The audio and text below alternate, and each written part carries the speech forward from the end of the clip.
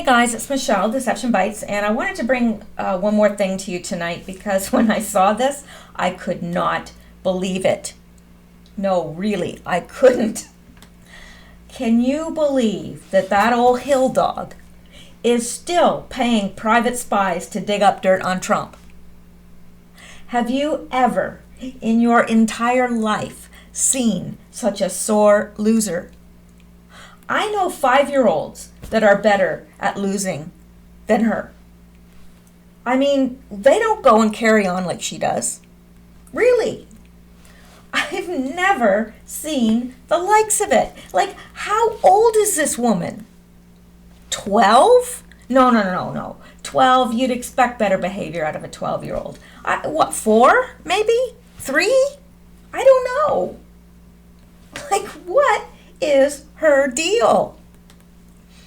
So anyway, Hillary Clinton made contact with former British spy and discredited Trump dossier author Christopher Steele to purchase more dirt on President Trump in November. Yeah, just this past November. Like November, December, January, February, March, like 4 months ago. Give it up, Hill Dog. You lost. It's over. Go home. Go home. You're just making yourself look bad. Anyway, this time around, without the backing of the DNC and without subsidies from the federal government, Clinton is embarking on a less expensive but equally sensational wild goose chase to find dirt that she believes could result in the end of the Trump presidency. She is deluded. Absolutely delusional. Like, the woman needs to either, I don't know, stop smoking what she's smoking, put down the crack pipe. Currently, longtime Clinton operative Cody Shearer and Christopher Steele are working on compiling more dirt on President Trump. Yes, because the last time it worked so well.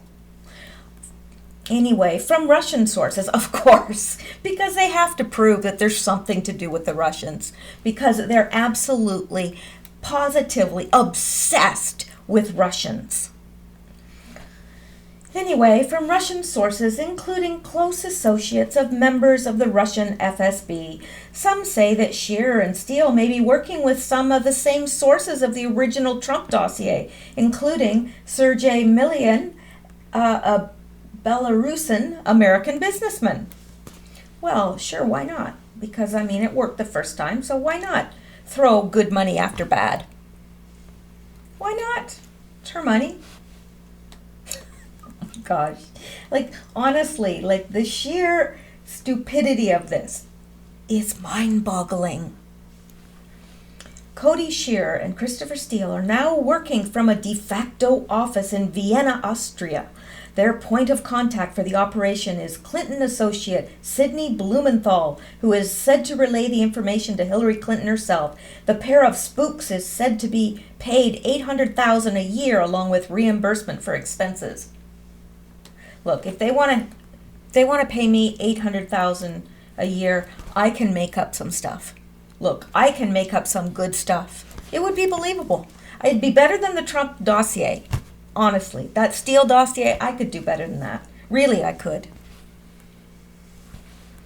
Shearer has been working on verifying salacious claims about President Trump for at least 6 months, with Steele only returning to the operation full-time in late November 2017. Shearer has built up a reputation as loyal Clintonista, with the National Review dubbing him the strangest character in Hillary's vast left-wing conspiracy. You know what? Hillary needs somebody to smack her hinder parts like a naughty child. It's like, honestly, I know I shouldn't laugh, but it's not funny. But it's just so out there. Shearer, who began his professional career as a tabloid journalist, oh, well, that's something to aspire to, isn't it? First became known to the political class when Bill Clinton sent him to Eastern Europe in the mid-1990s to negotiate the transition of power from Radovan Karadzic, the Bosnian Serb president, responsible for the genocide of thousands of Bosnian Muslims. Shortly after his arrival, his associates paid Scheer $25,000 to reduce the brunt of the U.S. efforts against murderous Bosnian regime.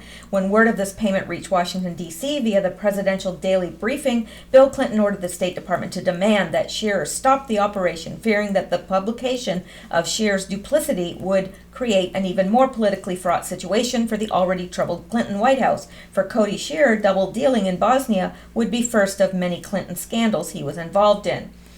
Well, then, sure, by all means, use him, right? By all means. He's been involved in so many Clinton scandals before that, this is old hat to him, right? And when they get caught, and they will, and they have been, and they've been called out, but they're probably still doing it because that's just how stupid they are. Now, I don't relish calling people stupid, but when these people have milked the public of all of these tax dollars and wasted them, I don't have a problem calling them stupid. I'm sorry. I don't. Fearing that more congressional subpoenas may unearth payments between Clinton and their operation, as happened with Steele, former employer Fusion GPS, Scheer and Steele are currently working under a new set of semi-anonymous overseas shell corporations.